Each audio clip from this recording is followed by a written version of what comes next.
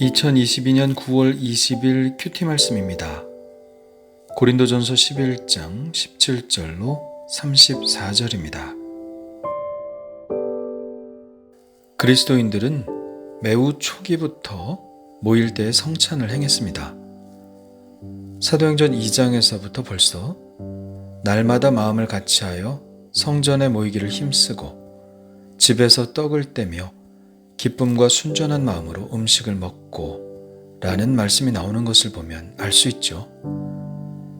그러나 오늘 고린도 교회의 상황은 기쁨과 순전한 마음으로 음식을 먹지 못하는 상황이 되었습니다. 오히려 바울은 모임이 유익이 못되고 도리어 해로운 모임이 되었다고 질책하고 있죠. 교회에 모일 때에 그들이 서로 다투는 일이 자주 발생했기 때문입니다.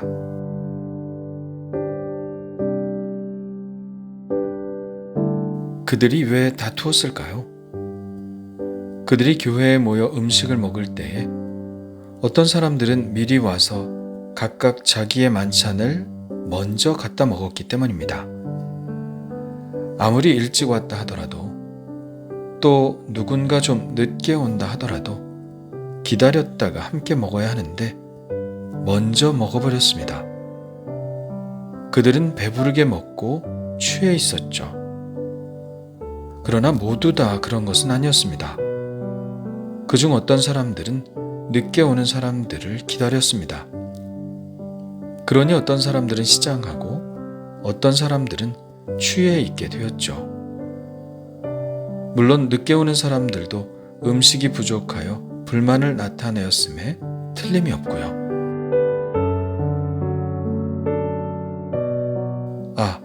하나 알아야 할 것은 초대교회 성만찬, 즉 주의 만찬은 지금처럼 작은 떡 한 덩이에 포도주 한 모금을 먹는 형태가 아니었습니다.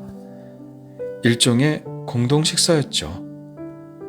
믿는 자들끼리 모여 함께 먹음으로 그들이 구원받은 하나님 나라의 한 가족임을 확인했습니다.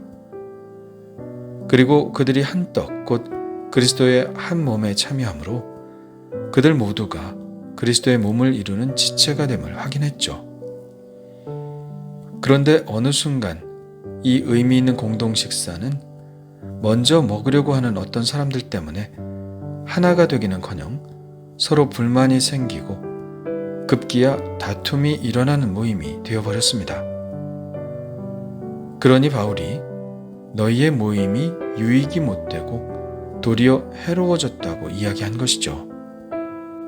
그래서 바울은 이 주의 만찬이 무엇을 의미하는지를 다시 한번 상기시키므로 그들이 합당한 마음으로 주의 만찬을 받을 수 있도록 하고 있는 것입니다.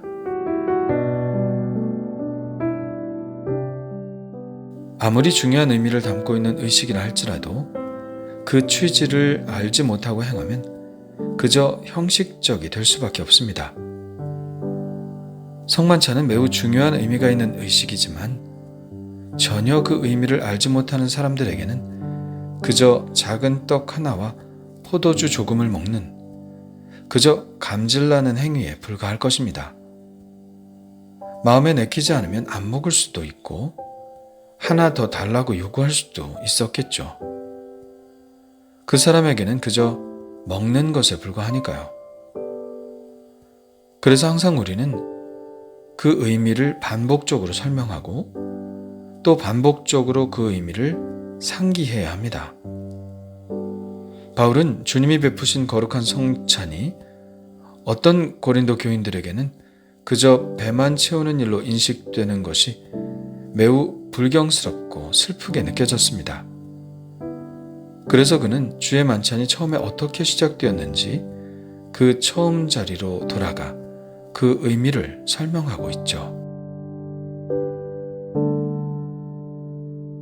주 예수께서 잡히시던 밤에 떡을 가지사 축사하시고 떼어 이르시되 이것은 너희를 위하여 내 몸이니 이것을 행하여 나를 기념하라 하시고 식후에 또한 그와 같이 잔을 가지고 이르시되 이 잔은 내 피로 세운 새 언약이니 이것을 행하여 마실 때마다 나를 기념하라 하셨으니 너희가 이 떡을 먹으며 이 잔을 마실 때마다 주의 죽으심을 그가 오실 때까지 전하는 것이니라. 이것은 예수님이 직접 말씀하신 성찬 제정의 말씀입니다.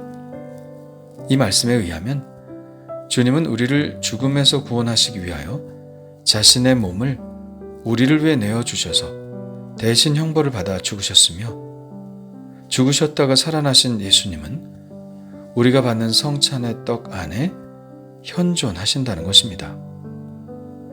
또한 주님은 우리의 죄를 사하시기 위해 피를 흘리셨으며, 그 피는 우리의 죄가 사해졌다는 부정할 수 없는 증거가 됩니다. 이것은 구약의 제사 예법이 아니라 하나님의 아들 예수 그리스도께서 영원한 속죄 제물이 되셔서 흘리신 피의 언약으로 구약시대에 맺었던 옛 약속이 아니라 새로운 구원의 질서를 위한 새 약속입니다. 바로 그 흘리신 예수님의 약속의 피가 우리가 받는 포도주에 현존하시는 것이죠. 그렇게 떡과 포도주에는 예수님 자신이 현존하셔서 우리와 영적인 결합을 이루게 되는 것입니다. 그러니 그 떡과 포도주는 단지 먹는 음식이 아니라 우리의 구원을 위해 희생하신 예수님께서 그 안에 거하시는 것이죠. 그렇게 생각할 때 그 누구라도 주님의 떡이나 잔을 합당하지 않게 먹고 마시는 자는 당연히 주의 몸과 피에 대하여 죄를 짓는 것입니다. 어떻게 주님의 살과 피를 배를 채우는 것을 위해 먹고 마실 수 있단 말인가요? 그것을 바라보는 바울의 마음이 어떻게 침통하며 슬프지 않을 수 있나요? 그래서 바울은 이렇게 당부합니다.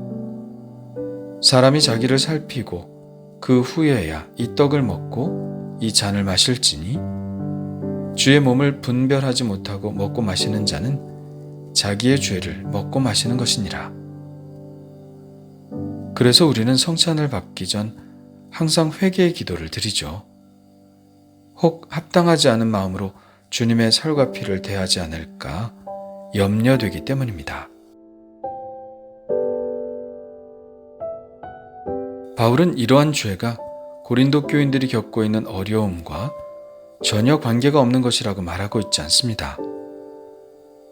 바울은 고린도 교인들 중에 유독 약한 자와 병든 자가 많고 잠자는 자, 곧 영적으로 완전히 무력한 이들이 많은 것을 보았습니다. 그것은 바로 이 성찬의 의미를 바로 알고 거룩하게 성찬을 받지 않은 죄 때문이라고 말씀하고 있는 것이죠.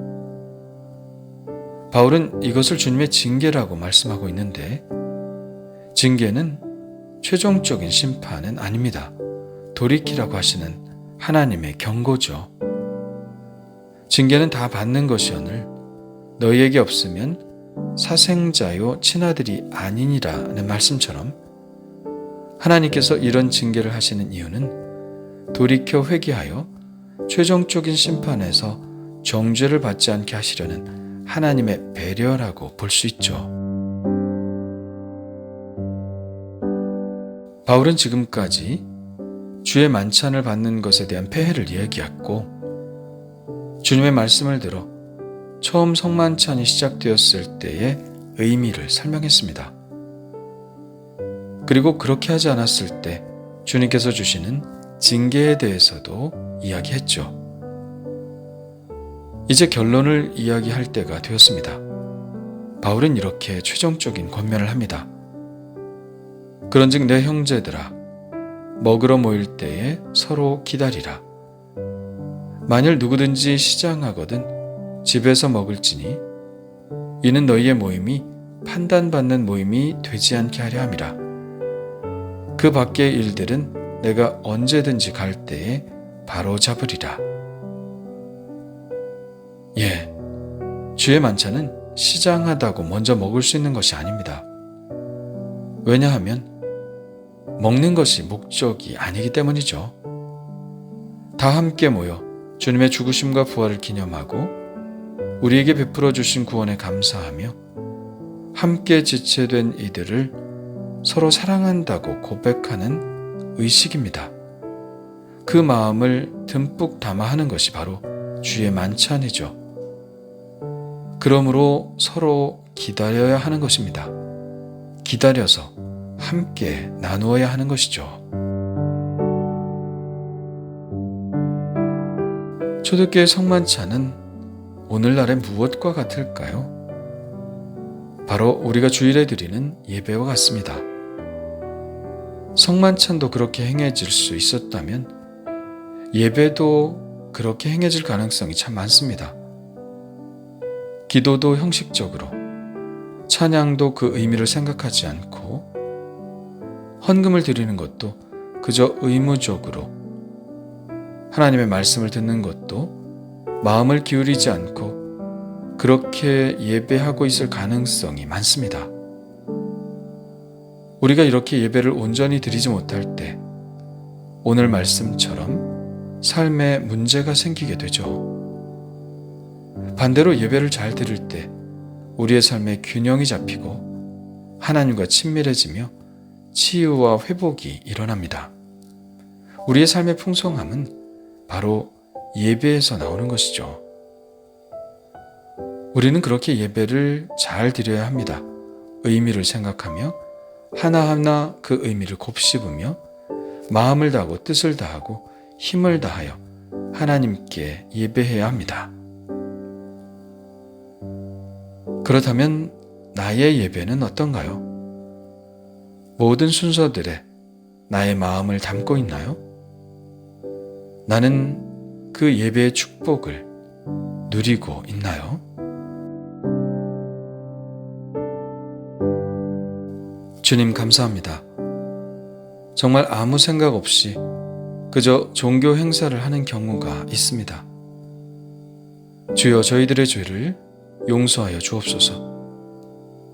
예배의 모든 순서들에 마음을 담게 하시고 정성을 다 기울이게 하옵소서. 특별히 예배 때 행해지는 주의 만찬의 의미를 깊이 생각하고 받게 하시고 성찬을 받을 때 우리를 구원하기 위해 자신의 몸을 내어주신 주님께 깊은 감사를 드리게 하옵소서. 성찬을 받을 때 우리 안에 들어오셔서 지금 나와 함께 하고 계심을 늘 확신하게 하옵소서. 우리의 구원과 새로운 약속이 되신 예수 그리스도의 이름으로 기도합니다. 아멘.